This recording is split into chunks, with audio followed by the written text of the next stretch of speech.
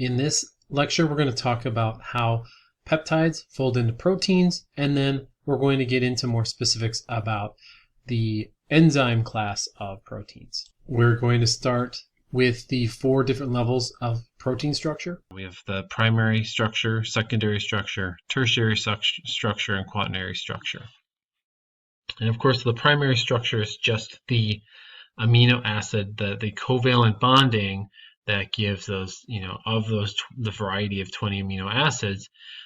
It's that amide bond that is basically creating that long chain and that primary structure. So it's just the initial structure of the amino acid. Here's just an example of, kind of instead of cartoon form, the actual, what the compound is going to look like. And the residues are just given residue 1, 2, 3, and 4. But we have the N-terminal region, and that's going to kind of be N-terminal here. And this is the C-terminal side. And of course, that's referring to the amine group versus the carboxylic acid group. And this is the newly synthesized C-terminal side. So I always like to do N to C, 5' to 3'. That means that this is reading this mRNA from the 5' end to the 3' end to synthesize that peptide. So we can see these important functional groups here. This peptide bond is actually an amide functional group, right? And these are really important functional groups. That is the covalent bond that's being formed when the nitrogen, the amine group, and the carboxylic acid group of 2 different peptides come together, right? Water is released, and then we have this new amide bond formed. Primary structure is just that sequence of amino acids. The secondary structure is the backbone hydrogen bonding.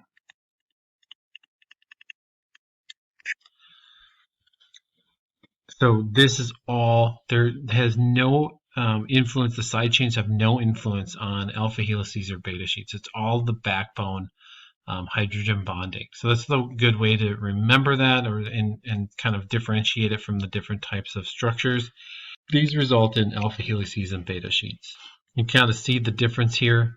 You can see these on the bottom, these pleated beta sheets, and they're long. They're kind of shown this way because of the structures they form. They form generally these long sheets of peptides, where the alpha helices actually kind of do a turn, they do a spin, and they create these more of these tube kind of helix shapes that you'll notice and remind you more of like the DNA.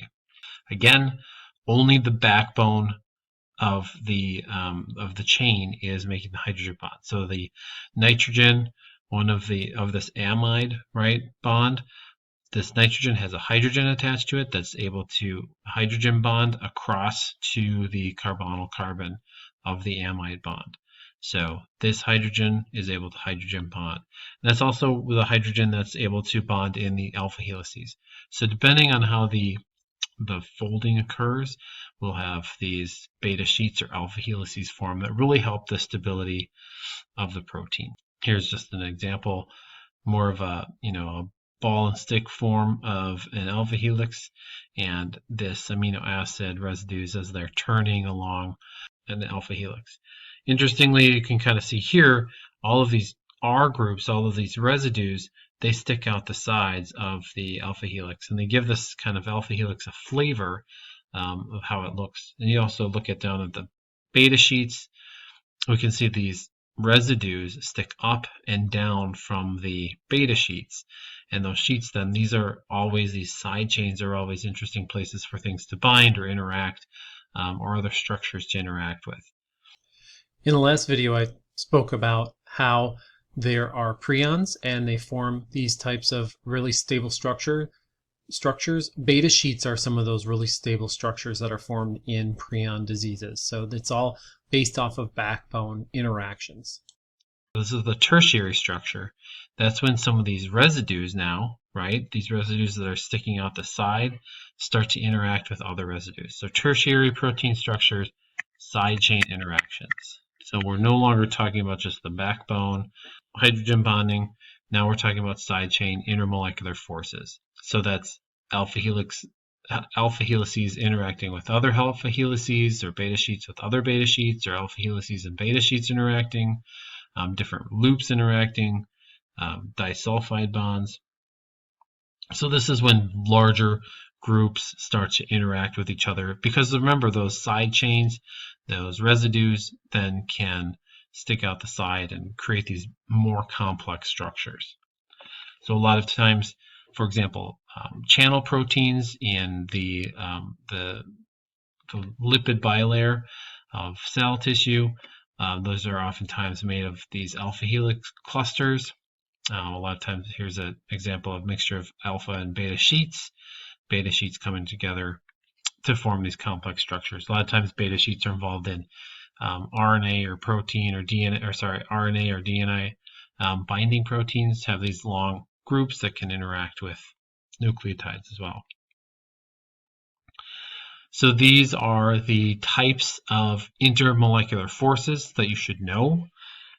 Here is, for example, ionic bonding that is shown here.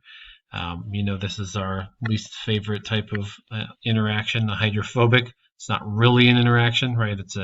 It's inclusion. Basically, these are pushed together because they don't have any of the hydrogen bonding that's going to happen with water. Here we have hydrogen bonding or dipole-dipole interactions, and this would probably be more likely or better defined as the van der Waals or London dispersion force interactions here. Disulfide bonds, we also talked about oxidation of sulfur previously, and if we have the reduced form where we have sulfur has hydrogen attached versus the oxidized form where we have disulfide bonds, we can oxidize or reduce this to break apart these or form these bonds to kind of hold these different structures together. One of the things I want to talk about quick here is collagen. You can see these are groups of collagens, a really major important connective tissue structural protein, and a lot of these are these alpha helices that are kind of strung together of these different intertwined chains. And it also requires that we have vitamin C for the creation of this collagen residue. So these are hydroxylated, they're modified proteins. If you don't have vitamin C, this is why people get what's called scurvy. That includes joint and pain swelling, joint and pain in the joints. And this is, again, because we can't have that modification occurring on collagen, and it messes our collagen and the capillary walls and leads to bruising and bleeding and issues. So if you've ever heard of limey, British sailors were called this because they would add lime to their water on their ships so that they would not get scurvy because of a lack of vitamin C. And finally, we're going to talk about the quaternary structure. These are the same types of interactions, right? We still have the same types of intermolecular forces, ionic, hydrogen bonding, dipole-dipole bonds, disulfide bonds, but they're not going to be within one chain. Now we're going to be talking about combining different peptides, or combining, for example, even different cofactors such as vitamin C within an enzyme. So here we have hemoglobin. This is actually multiple proteins that are bound together. So there's 4 peptides that make up hemoglobin, in addition to a heme group. So these things are what's carrying the oxygen through the blood. The heme is necessary for that blood to carry oxygen, because that's where the oxygen is actually binding the heme, which is also attached to the iron atom. That's important for the function. Here you can see that this is kind of the heme and how it's kind of incorporated into this longer one of these chains of the myoglobin, actually. And it's embedded in this polypeptide chain. You can kind of see this is more of a ball version of that, but this is where that heme is, and you can see the iron molecule right in the middle that's going to attach to that oxygen. So this is a quaternary protein structure, again, because we have multiple things that are attached in one. So you can see this hemoglobin. We have 1, 2, 3, 4 components. It looks just like the myoglobin, but they're all kind of attached to each other. And this is that heme group is referred to as a coenzyme. So it's a factor that's a part of an enzyme, but it's not a polypeptide. Also, there's also the cofactor, like the iron ion. It usually needs a coenzyme. So cofactors usually need a coenzyme to help bind. For example, like the iron needs this heme functional group. In this class, we're talking about more about enzymes and their ability to catalyze biochemical reactions. So amylase, for example, one of those digestive enzymes we recently talked about, those are the types of proteins that we're interested in for this class specifically. And the properties of these enzymes is that they help to help promote the breakdown or buildup of different groups of macromolecules. So hydrolysis, for example, peptide bonds, these proteins, for example, help to break down the amide bonds from long peptide chains into smaller amino acid compounds. And this is what we were talking about, where these are some of the enzymes that are released in small amounts in the stomach, also in the small intestine, that help to break down peptide chains into smaller groups that can then be absorbed by the enterocytes in the stomach. Of course, denaturation has to happen first. So this reaction, these enzymatic reactions, are breaking the primary structure. Most of that digestion is happening in the small intestines, mostly because that protein is all folded up, and those enzymes don't have access to these folded complex forms of the peptide. So we need to heat and denature. We use acid as well to denature the protein and elongate this and break that quaternary, tertiary, and secondary structure so that the enzymes have access to these different regions. Of course, enzymes are going to only be able to recognize specific amino acid sequences and in order to bind to these and break them apart. So it needs to have access to those in order for the enzyme to work to break that primary structure. So remember that most of this is happening in the stomach, and so then we're preparing that amino acids or that protein to get digested in the stomach. Some of it happens in the stomach, but again, that's why most of it happens in the small intestines, because this has to happen before we can break it down. Other things that can influence the structure of a protein: heat. We heat things up, and it can weaken those side chain interactions. And mechanical agitation. Also, if you kind of beat an egg white, you can get those kind of creamy. You can make different types of frostings by beating that egg, and you're actually denaturing those proteins, changing the structure. Detergents can interfere with the side chain interactions, as well as organic compounds can do this as well. pH changes in your stomach can also disrupt some of the interactions and break those different bonds apart in the different secondary, tertiary, and quaternary structures, as well as different types of high concentrations of salt can disturb those salt bridges and ionic interactions of the side chains as well. We're going to talk now more about properties of enzymes. We're going to really talk about some of the things that make enzymes unique. One of the things that they need are, a lot of times, there are different things that are going to be allowing the enzyme to interact with the metabolite or the ligand. So these are two different terms that are often used for the same thing, really, right? So something's going to be the reactant, something's going to be the product. That's something we refer to as a ligand or a metabolite. The proteins is sometimes, or that enzyme is sometimes, undergoing a chemical reaction, but it's always recycled back into its original form, and hence it's called an enzyme or a catalyst.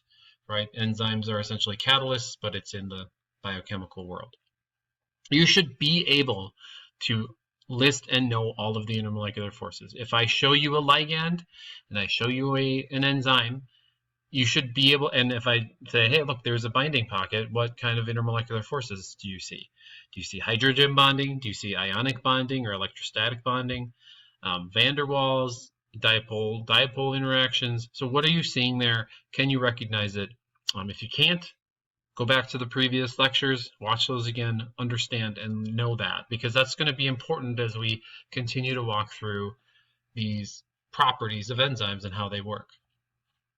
Here are just some of these types of intermolecular forces, just to reiterate, right? Serine, because it has this alcohol group, it has a hydrogen that's attached to an oxygen, it can hydrogen bond.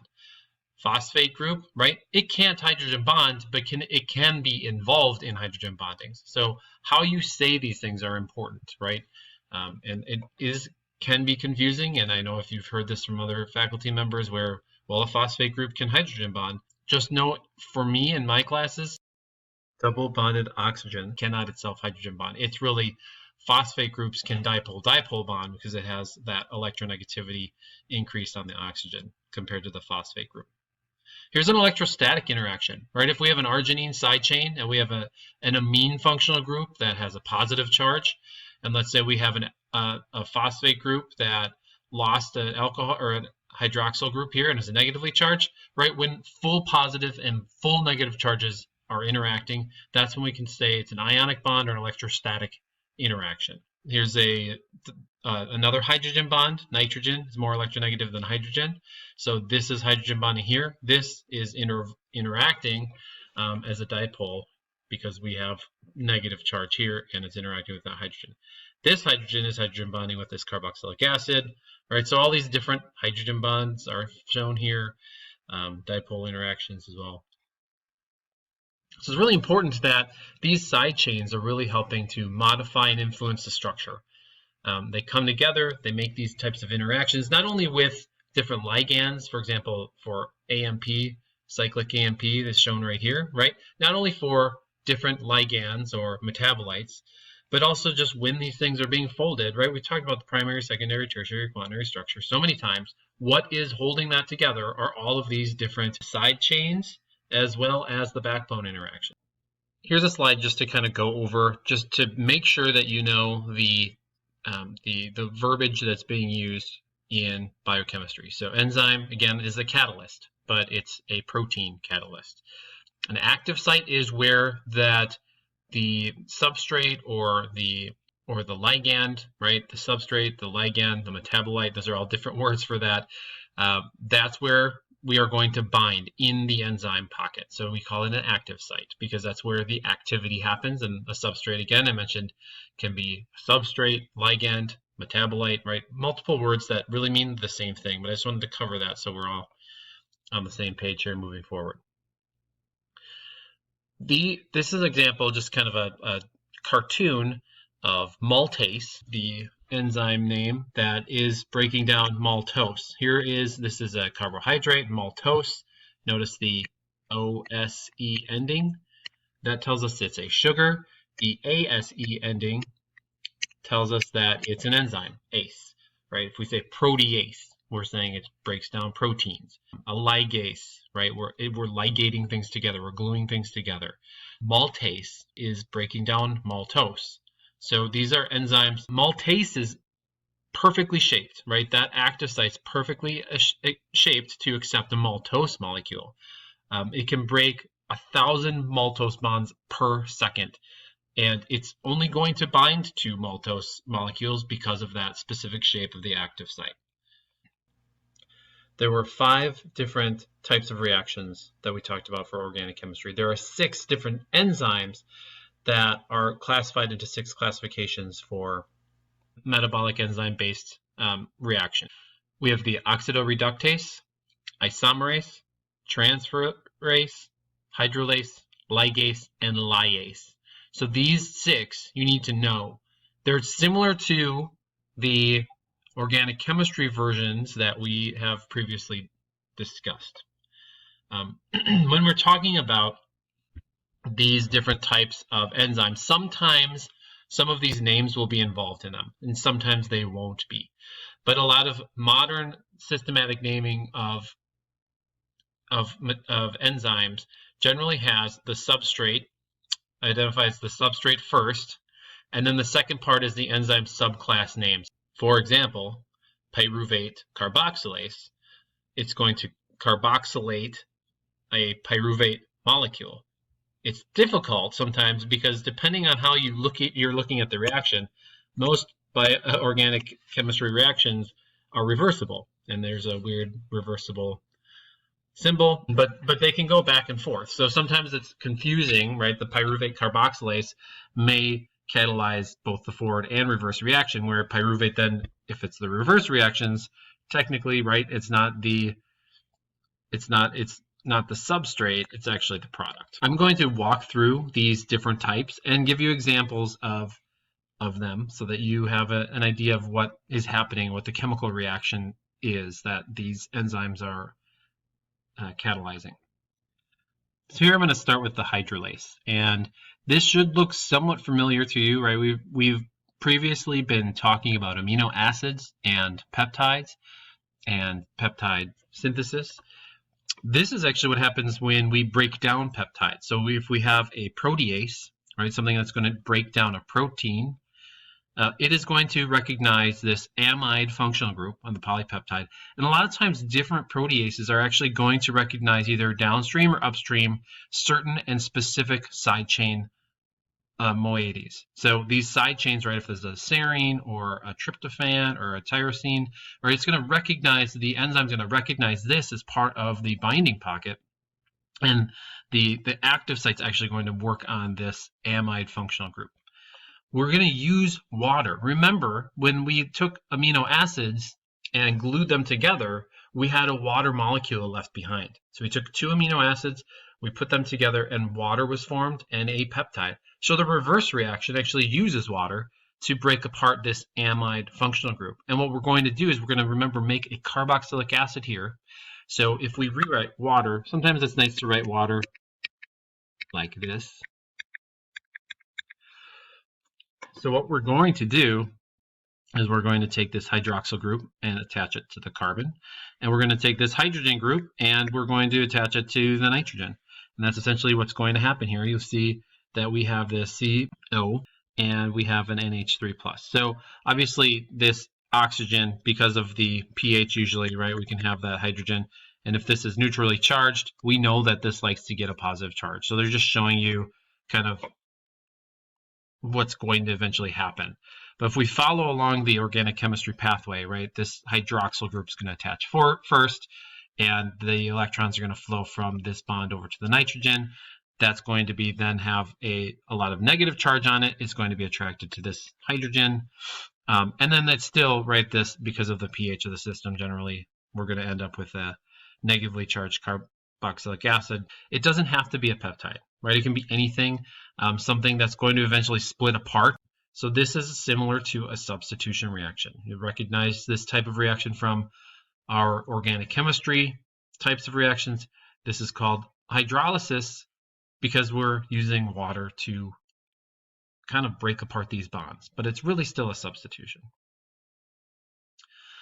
A ligase is the next type of enzyme, and this is where we are gluing things together. Similar to an addition reaction. We're starting with two reactants here, carbon dioxide and pyruvate, and we're going to get a bigger, longer chain of carbon, oxaloacetate in this instance. ATP is not really involved, at least in terms of this specific reaction. It's used as an energy source. So we use this as energy it breaks down to ADP and HPO2 32 minus inorganic phosphate. So this is just to get this reaction to work, and we'll talk about that later. But the reaction that's happening here is this gluing together of these two compounds to get a longer one. So ligase glues things together. We can think of this if we're trying to relate it to those organic chemistry terms. It's similar to an addition reaction. Isomerase reactions, similar to a rearrangement, right? Because we're making isomers. So triose phosphate isomerase is an example where we have a ketone here and an alcohol. We're going to switch it. We're going to switch that carbonyl group to the outside. It's not a ketone anymore, but it's still a carbonyl group. Right now, this is an aldehyde, and that hydroxyl group goes into the middle carbon. The next reaction that I'm going to talk about is the oxidoreductase. So this is going to oxidize or reduce, right? You can see that in the name, oxido or reduce, reductase, right? So we have the oxidation reduction reaction here. It's going to help make that happen. Here we have, a lot of times we have a coenzyme. So these are things that are just helping with the enzyme. They're part of the enzyme. So they're included in this reaction, but they're going to eventually, in order for this to continue to work, right, we have to recycle this coenzyme to get this to be able to make another one of these reactions go forward. Alcohol dehydrogenase is the enzyme name, right? And here's ethanol, right? So we have this reduced ethyl alcohol compound. We have this NAD plus. With this alcohol dehydrogenase, we're going to oxidize this. So then we make this oxidized product, and then we have this reduced coenzyme, and then we can use this for other things, or we can recycle it back to in this enzyme. So this is similar to oxidation reaction. So we're looking at, right, the substrate is an alcohol, and it dehydrogenates it, so it's an oxidoreductase. How do we know if it's an oxidation reduction reaction? Remember, loss of electrons is oxidation, gain of electrons is reduction. Remember, you can lose, so if oxygen is bonded to something, it pulls, right? It's more electronegative. It's going to pull electrons. We're really talking about the oxidation of carbon a lot of times, right? What's happening to carbon? Is it being oxidized or is it being reduced? When oxygen is bonded to hydrogen, right? Hydrogen and carbon have similar electronegativities, but carbon does get a little bit more of that than hydrogen. That was supposed to be an arrow that looked like that and didn't work. So we're gonna get a little more electrons with carbon. We're talking about a carbon and oxygen bond. Of course, it goes the other way around, right? We get the electrons flowing towards the hydrogen away from carbon. So this is what we're really talking about when we're talking about gain or loss of electrons, this electronegativity difference. So whenever we have, and it's easy, whenever we have more oxygen bonds, we have oxidation. When we have less oxygen bonds, we have reduction. Do have to be careful though, because sometimes things are being oxidized or reduced because without necessarily involving oxygens. That's a good rule of thumb, but there are some exceptions and examples that you should know. FAD, FMN, for example, are coenzymes that are involved in the electron transport chain. And what we can have is basically these electrons and these double bonds can move and change where they're located on nitrogen. So nitrogen also can be involved. And we have the electrons on this nitrogen can then be when we add hydrogen bonding. So if we're going to be adding hydrogens to, that's another kind of way and a guess. So if it's not involving oxygen, also take a look at hydrogens, because sometimes we can just add hydrogens and that reduces that compound. So you might also maybe recognize that with long chains of fats, right? If we have a double bonded fat and we could actually reduce that fat, we call it reduction. If we reduce that double bond with hydrogen. So same kind of idea. So look also for hydrogens to be involved in oxidation reduction reactions as well. So if oxygen's not there, but you're adding hydrogens, a lot of times you can be pretty safe to assume that you're reducing that. So the opposite of oxidizing. Again, just kind of review this idea so you can recognize if something's oxidation reduction reaction. These things always happen at the same time. So if something is, there's something that's usually that's gaining oxygen or hydrogen bonds, and something else that's losing them. The total electrons lost by one substance will be gained by another. And then for a redox reaction to occur, something else has to accept those electrons. They can't just float around in space, right? They're lost by another substance, they're taken up by another substance. So these things are always happening together. The next class of enzyme is the transferase. So they will help to take one group from one compound and transfer it onto another. So it's kind of like a substitution reaction, but we're basically taking, a lot of times these involve ATP. So for example, switching phosphate groups from adenosine triphosphate to a longer metabolite. And you can see that here, right? This end alcohol group on this fructose 6-phosphate sugar, we're going to transfer the phosphate group from the ATP to this sugar, this alcohol group on the sugar, and phosphorylate it. So now we're diphosphorylated fructose 1,6 bisphosphate, or 2 phosphate groups. We have one on this end, one on this end. So a lot of times these are involved, and transferases a lot of times are also subclassed named as kinases. So they transfer specifically phosphate groups. And last but not least, lyases. And these are going to catalyze the addition of molecules, usually smaller groups of compounds like water, carbon dioxide, ammonia, to a double bond. Or the reverse reaction, right? A lot of these reactions are reversible. So if we eliminate carbon dioxide, water, or ammonia from a bond. Here's an example of fumarate. It's a lyase, and we're basically, really what we're going to be looking for, similar to addition, but it's happening on double bonds all the time. So if we're going to add water to a double bond, we're going to add one hydrogen on one side and an alcohol on the other, right? If we're adding ammonia to a side, we're going to have a nitrogen on one side and a hydrogen on the other. So these are some examples of what can happen here. Again, it happens to double bonds. And ligases, generally, the difference between a lyase and a ligase is that ligases generally attach to the end. Lyases attach generally, or sometimes in the middle, right? Because the middle is where we're going to have these double bonds forming. Lyases are from a Greek meaning line, meaning to break. So we're breaking double bonds to add these things together. So you'll have noticed through those last few slides, right? Here are the main 6 different types of classes, right? Oxidoreductase, transferase, hydrolase, lyase, isomerase, ligase. Those are the 6 groups that I talked about. But then you'll notice that, right, there were some subclass names that were put in there. Oxidases, reductases, dehydrogenases. These are doing that bigger idea kind of enzyme reaction, but they're just more specifically to exactly what's being added or done to that, right? A kinase is always adding a phosphoryl group, but right, it's transferring a phosphate group, usually from ATP. Transaminases are taking amine groups, amino functional groups, right? It's taking it from one compound to another compound, but it's still transferring a group. But we can have subclasses that give us a little more information about exactly what's being transferred. Same goes for these other subclasses. You don't need to know necessarily the subclasses. You should be able to, if I give you any type of reaction, you should be able to tell me what type of main class this fits into. You might start recognizing some of the subclasses, and that's fine.